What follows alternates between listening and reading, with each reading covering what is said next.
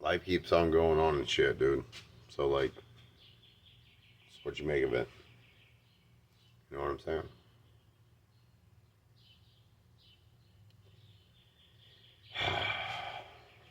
So I moved into the house on Eldridge, right? Moved out the house on Eldridge. Got a brother, stepdad. I slept on the floor for like a fucking year, dude. Me and my brother shared a room until my Aunt Mary's passing. Then I got a little bit of money. And my parents said, even in my young age, I can still remember, we'll reimburse you. I didn't know what the whole fucking big ass word meant, but I knew it might have meant they'll give me back some money. I don't think they'll ever reimburse me, but I think that the scales would be set equal.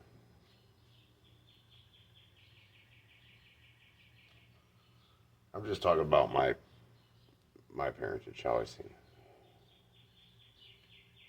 At the time, my mom was indulging into alcohol and and shit like that, but it was pretty peaceful. First few years till like 1992, right? My brother was born in 1981, so 82, 83, 84, 85, 86, 87, 88, 89, 90. He was 9 at the end of the year, November-ish. I remember your birthday. And he's about 9 years old, and he's like in 5th grade, give or take.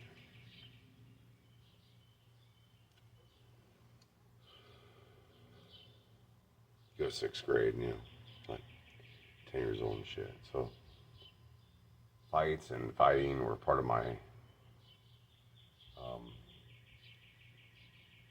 everyday life. I remember going to trips to Vera French because of my brother's behavioral issues and my mom's relationship with it, which for me to even know, even at that young of age, that was going on. I mean, get the fuck out of here. That was fucking crazy, right?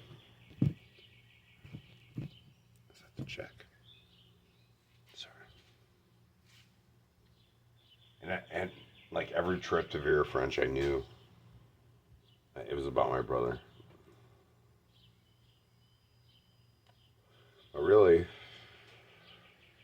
at that age, I knew it was about my mom. And so I would have to go with him because there would be nobody to watch me. I would also be left out in the waiting room and shit like that. I remember many, many days just being like that. Like, oh, I have to fucking wait out in the waiting room for a fucking hour. It'd be an hour. So my mom was prescribed like mood stabilizers and Zolofts and all that shit. Mind you, I wasn't even 10 yet. This is all already going on. Fighting, whatnot, troubles with the name.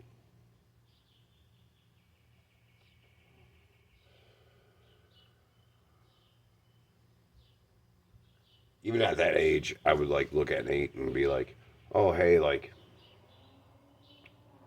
it's totally understandable. Like, my mom goes after you, kind of fucked up sometimes, but sometimes you kind of deserve it. Most times, it's pretty fucked up." See, with her, she couldn't let it. She always, there's a common phrase in my household: beating a dead horse. And in my formative years, me being sub 10 years old, like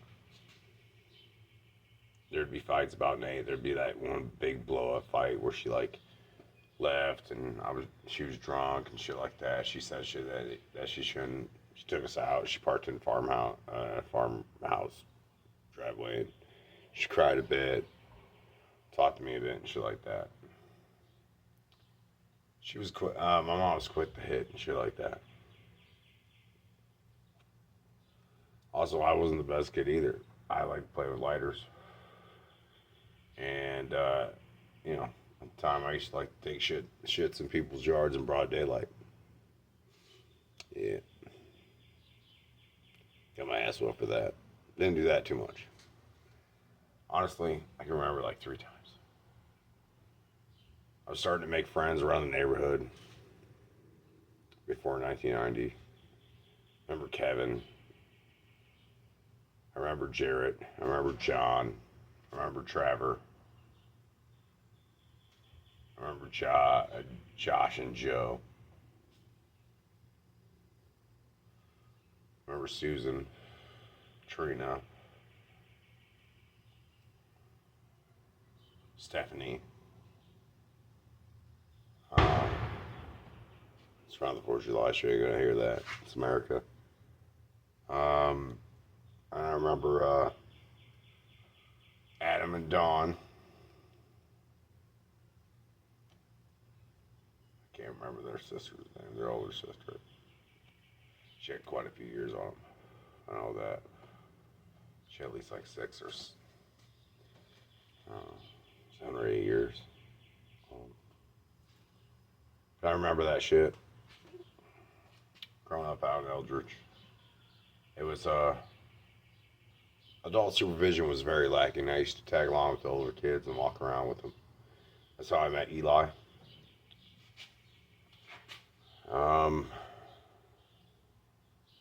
My first time meeting Eli, I remember walking down Donahue Street to this little white house with red shutters, and there's like a little tree house in the back, and he was all big into like Jason and horror movies. He was a little fat kid, and they used to climb up to the ladder to get up to the tree house and shit like that.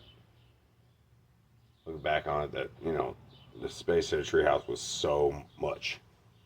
But really it was like only like 6 or 7 feet. I remember meeting Eli's mom, Michelle and Ray, and I remember walking back and being bullied and shit like that. Back then there was bullies and shit, so I had to be careful. I lived across the street from a bully, but across the street there was a friend too. There was John. John hated his brother. His brother was a fucking asshole. He could be cool, but also at the same time, he was a fucking asshole. And bully's name was Bobby. Bobby would be a thing in our lives growing up back then. I can only imagine my stepdad and my mom being like, oh, motherfucker, Bobby. Like, God damn it. It's pretty peaceful. Biggest thing I remember is like Nate having to take his medicine, how to be bad at that. Nate how he would have to go through like tutoring. He would have some other problems too, but I'm not gonna say that shit. It's just disrespectful. But yeah, basically like me, my core group of friends, Kevin, Devin, Jarrett. If you've seen Kevin, Jarrett was probably around. If you've seen Kevin, Devin was probably around. If you see Kevin, Josh was probably around. So things like that. I was a shy, timid, wimpy ass kid back then. I would snitch quick as fuck. Tried hard in school, elementary. Got some shit because I got held back in kindergarten for reasons I don't know. It'd be like one of those deals where I was in kindergarten for 1 year, kindergarten first half of the day, first grade second half of the day next year, and the next year I'd be in first grade. So that opened me up to some bullying and some teasing. It's amazing. I'd be a little wimpy ass kid. I sucked in sports. I wasn't good at sports. I like video games. I like Jurassic Park. I like sci-fi shit.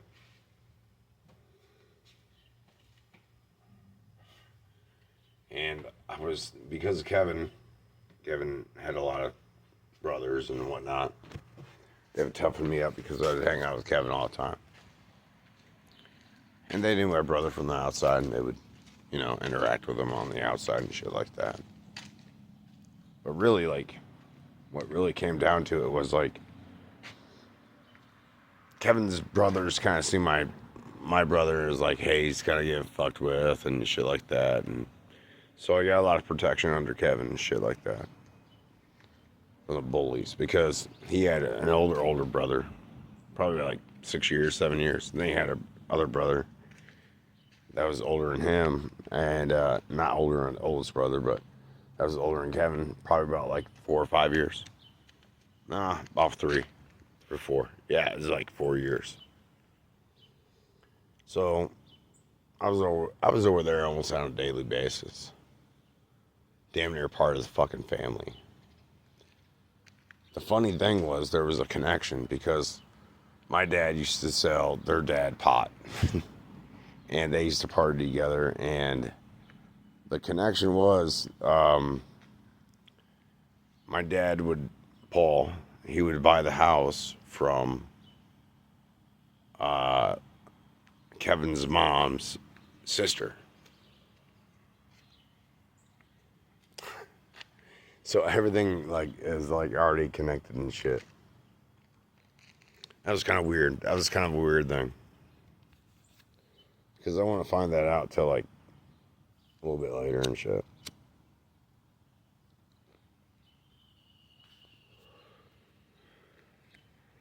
So what really to learn? I was a wimpy ass, little snitch ass, little bitch ass kid.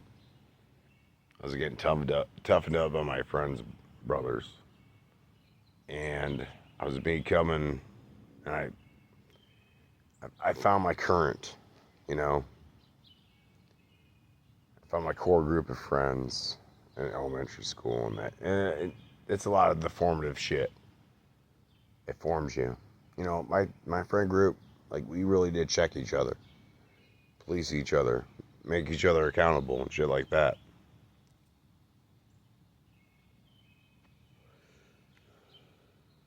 Without social media.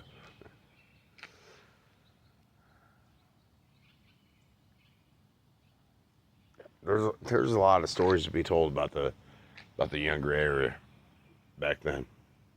A lot of adventures. A lot of playtime. But I